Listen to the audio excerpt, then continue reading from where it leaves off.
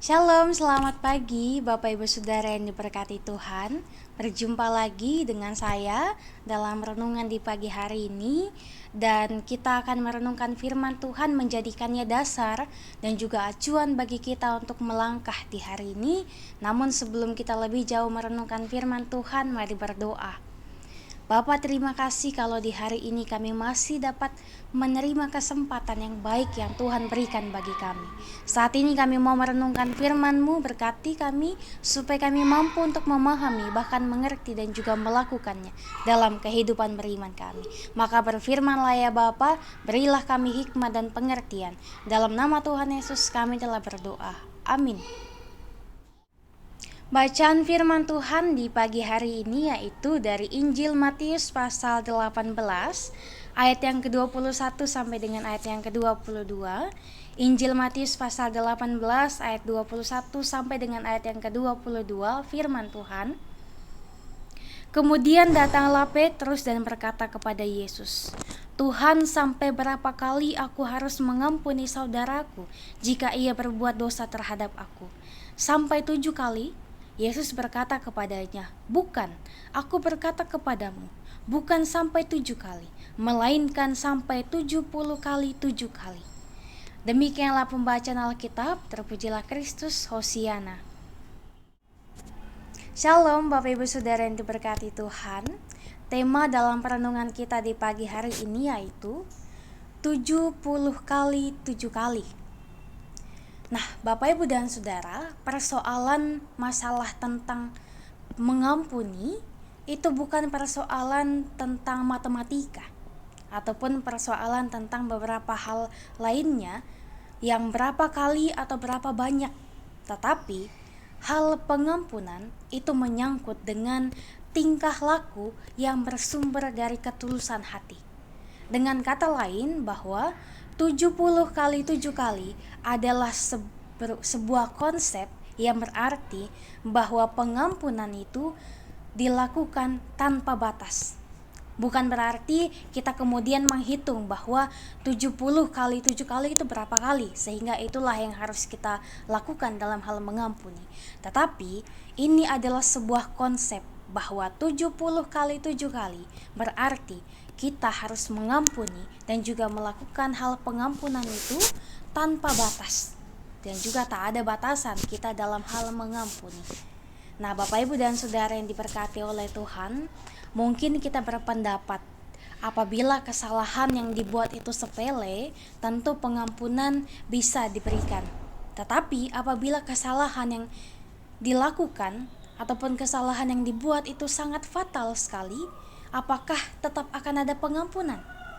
Bagi sebagian orang maka pengampunan itu tidak berlaku, karena bagi mereka bahwa mereka telah tersakiti dengan begitu luar biasa, maka tidak ada yang namanya pengampunan. Bahkan ada yang berpikiran bahwa mereka pun patut untuk diperlakukan hal yang sama supaya mereka dapat merasakan apa yang saya rasakan. Sakit yang saya rasakan juga harus dirasakan oleh mereka. Nah, ini bukanlah suatu konsep pengampunan yang hendak diajarkan Tuhan kepada kita sekalian.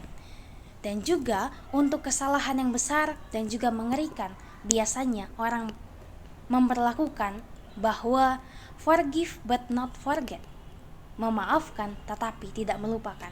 Ini juga adalah hal yang sama saja.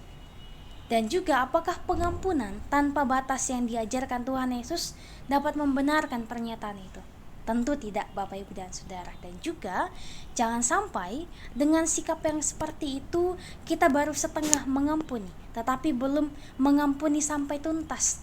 Sudah mengampuni tetapi dalam hati masih merasa marah, masih merasa jengkel dan juga masih merasa emosi terhadap orang tersebut.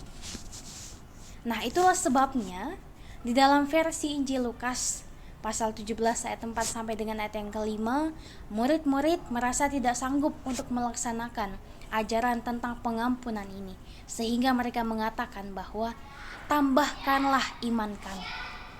Bapak Ibu Saudara yang diberkati Tuhan, seringkali dipertanyakan bahwa apakah tidak sia-sia ketika kita mengampuni tetapi orang itu kemudian tidak pernah bertobat dan juga tidak pernah berubah.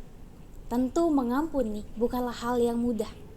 Pengampunan menuntut suatu pengorbanan yang sangat besar dari orang yang mengampuni. Bahwa orang yang bersalah tidak berubah, tidak bisa dijadikan alasan untuk kita tidak mengampuni seseorang. Belajarlah dari Tuhan Yesus yang tetap mengampuni orang-orang yang menyalibkan Dia dan tetap memberkati bagi orang-orang yang menyalibkannya. Bahkan tetap senantiasa memberikan kasih-Nya kepada saya dan juga kepada Bapak, Ibu, dan Saudara yang sering kali kita mengecewakan hati Tuhan. Entah itu hal-hal yang sengaja kita lakukan, bahkan hal yang tidak sengaja kita lakukan yang mengecewakan Tuhan. Tetapi dengan kasih-Nya, Tuhan senantiasa mengampuni kita. Maka mari belajar dari Tuhan Yesus mengenai hal pengampunan ini. Bahwa untuk mengampuni adalah hal yang perlu untuk dilakukan tanpa batas. Dan juga hal pengampunan adalah hal yang harus tuntas untuk kita lakukan. Ketika kita mengampuni, maka tidak ada lagi yang namanya marah, dengki, dan juga perasaan-perasaan lain yang ada dalam hati kita. Semuanya telah hilang, telah lenyap bersama-sama ketika kita telah mengampuni orang tersebut. Bapak, Ibu, Saudara yang diberkati oleh Tuhan, dari atas palang tersilang, Tuhan mengampuni orang-orang yang menyalibkannya tanpa dendam, dan juga dengan tulus ia berdoa serta memohon, Bapa, ampunilah salah mereka, karena mereka tidak tahu apa yang telah mereka perbuat. Kita tidak bisa membuat hal yang sama dengan Tuhan Yesus. Tetapi walaupun sulit, dengan segala kekurangan dan juga keterbatasan sebagai manusia yang lemah ini, marilah kita belajar meneladani Tuhan Yesus untuk tetap mengampuni sambil berdoa. Tambahkanlah iman kami. Tuhan berkati kita sekalian melalui perenungan firman Tuhan di pagi hari ini. Amin. Bapak, Ibu, Saudara, mari berdoa. Ya Bapa, Allah Sang Pencipta kehidupan ini, Allah Sang Pemilik kehidupan kami, terima kasih untuk setiap berkat yang boleh kami rasakan, dan juga terima kasih untuk setiap kesempatan yang boleh Engkau anugerahkan bagi kami.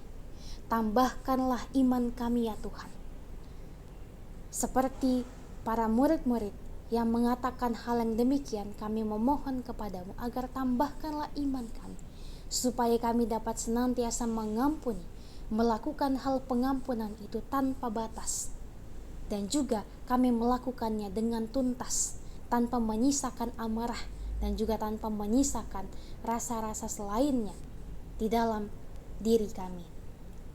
Terima kasih untuk firman-Mu, sehingga di hari ini kami boleh melakukan berbagai hal dengan senantiasa takut akan Tuhan dan juga senantiasa percaya penuh pada penyertaan Tuhan.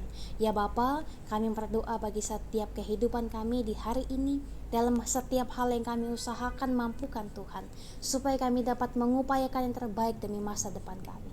Beri kami kekuatan, kesehatan untuk dapat melakukan berbagai aktivitas kami di rumah maupun di luar rumah. Kami serahkan sepenuhnya ke dalam tangan pengasihan-Mu saja. Kiranya yang kami lakukan di hari ini boleh senantiasa membawa kebaikan bagi diri kami, bagi sesama kami, terlebih dapat menyenangkan hati Tuhan. Ini kami Tuhan, kami serahkan sepenuhnya ke dalam tangan pengasihan-Mu saja. Demi Kristus Yesus Tuhan yang Juru Selamat, kami berdoa. Amin. Bapak, Ibu, dan Saudaraku, demikianlah renungan di pagi hari ini. Selamat beraktivitas, tetap jaga kesehatan. Tuhan berkati kita sekalian. Sampai jumpa di renungan selanjutnya.